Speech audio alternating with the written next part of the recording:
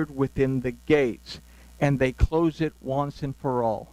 That will be the time of Yahusha in the Feast of Tabernacles as it plays out in the final time. So when he says, Yahusha therefore said, my time has not yet come, it is not time for the redemption, deliverance, and restoration of Yahuwah to take place in that final gathering in the Feast of Tabernacles. But the time for the Adam is now. The word for ready in this verse is henah, that from the root hun means to take something lightly. If we consider a similar word hineh that means to behold and apply it to the word henah, we can consider that Yahusha is saying your time is not one to be paying attention lightly. This isn't the time for you to take what's happening lightly. This isn't the time for you to ignore the word of Elohim and just take it lightly. Okay? You have to rethink your belief system. Why do you believe what you believe? If we consider the word ad that precedes the word henah to mean a witness or a testimony, then we consider that it is our witness and our testimony during the time of the Adam that is not to be taken lightly. If we consider that it is Yom Kippur where we take a careful look at where we are and what our condition is, and this precedes Sukkot, the Feast of Tabernacles, we deeply contemplate what our witness and testimony is during Yom Kippur. With this in mind, we can consider that Yahusha saying, the day of Yahuwah, the final redemption, deliverance, and restoration has not yet arrived. Take the time before it does to consider where you are, and don't take paying attention to your condition lightly. It's a mouthful within this verse, but if we understand that Yahusha is not yet present, that we still have time to consider our condition before that Feast of Tabernacles comes. This is why we have the feasts and festivals. We go through it to rehearse, so that when it does happen, we're well rehearsed. We've looked at ourselves. We understand why we believe what we believe. And then we are able to be sealed, gathered up, or whatever needs to happen. But we have to have that relationship in place before anything can happen. So this was a very important message for the Yochanan community, who, being on the brink of becoming lost to the influences of Judaism on one side and the newly forming church on the other side, may have been beginning to lose focus. So Yochanan is recharging their batteries basically by saying this. Don't give up. Continue to move forward in your self-examination and your relationship with Elohim, because the time is going to come where Yahusha is going to be in the Feast of Tabernacles, and that's going to be it. So don't give up, even though things are difficult for you now. So verse 7, or we can consider the idea in the light of verse 7, that says, the world cannot hate you, but me it hates, because I testify of it that its works are evil. So Yochanan understood that the Yochanan community needed to stay focused on the Torah of Yahuwah, and he was reminding them of the relevance of the feasts and festivals, especially Sukkot, as it represented the hope of a future in the kingdom of Yahuwah within the Garden of Eden. An idea that we can consider is that it was not the Yochanan community that was hated, it was the belief system that was hated. Okay? It wasn't the Yochanan community itself that was hated, it was the belief system that they were clinging to that was hated, because it went contrary to the power struggles of two other systems of belief. I can't get these people under my thumb, so to speak. So I need to start undermining their belief system somehow. The Torah condemned many of the dogmas and traditions that were being created by what was becoming the church, just as Yahusha had condemned the traditions that Judaism placed above the commandments of Yahuwah. This was Yahusha's testimony, yet his testimony was ignored, and the words that he did not speak or intend would soon replace the truth.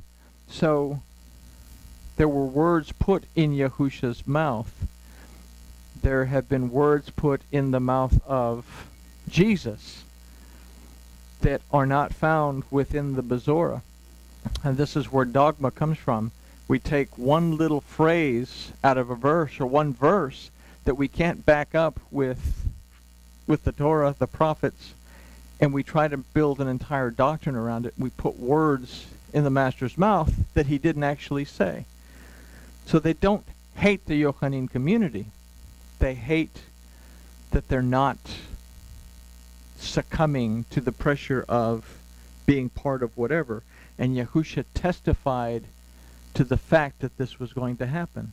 And he said, until heaven and earth pass away, not the smallest letter, the smallest mark of that letter will pass away. And if you teach that you do, the Aramaic and the Hebrew says, you will be called the worst from the kingdom of Elohim. If you teach the Torah, you'll be called great in the kingdom of Elohim. But that part, we don't read about that part a whole lot in Christian Sunday schools. So, maybe that's kind of harsh today, I don't know. So an idea that we can consider is that the Yochanan community, it wasn't them that was hated, it was the belief system that was hated. The Torah condemned many of the dogma traditions that were being created by what was becoming the church, just as Yahusha had condemned the traditions that Judaism had placed above the commandments of Yahuwah. This was Yahusha's testimony, yet his testimony was ignored, and the words that he did not speak or intend would soon replace the truth. The result is that Yahusha will not come to the feast, at least not a feast built on the dogmas and traditions of men. Okay?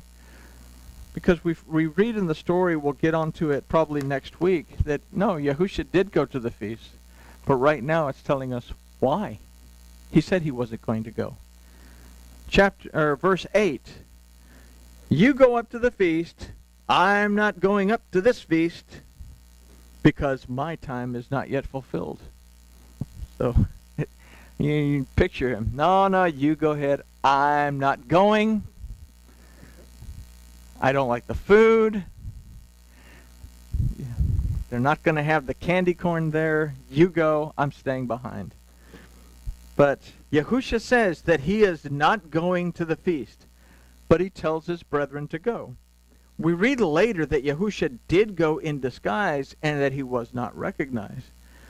What we must consider from this verse is that we must not only attend the feasts and the festivals of Yahuwah, we must be aware that Yahusha will be present when his time arrives. They're a rehearsal for us, but eventually it's not going to be a rehearsal. Like the, we can have the oil ready in our lamps now, or we can just say, no, if it gets too late, I'll just go up to Walmart and get some, and then come back and the gate's closed.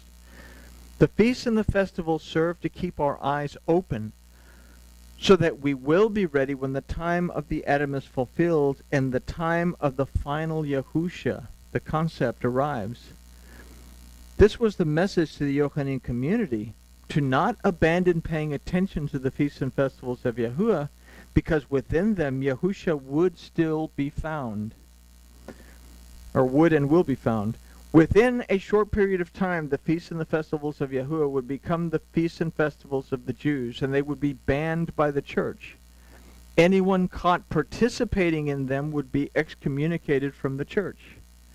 Christian dogma and Jewish tradition would override the word and the Torah of Yahuwah, and the teachings of men would be taught as commandments.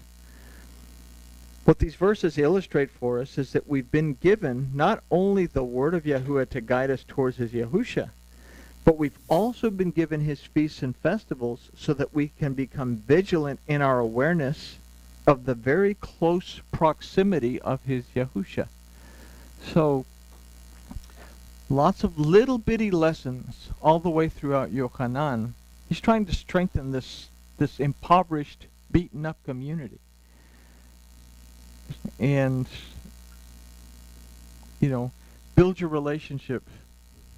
Accept the ketubah. And here he says, keep faithful in keeping the Torah and keep faithful in keeping the feasts and festivals, because it's the only way that you're going to move towards the final redemption when it takes place.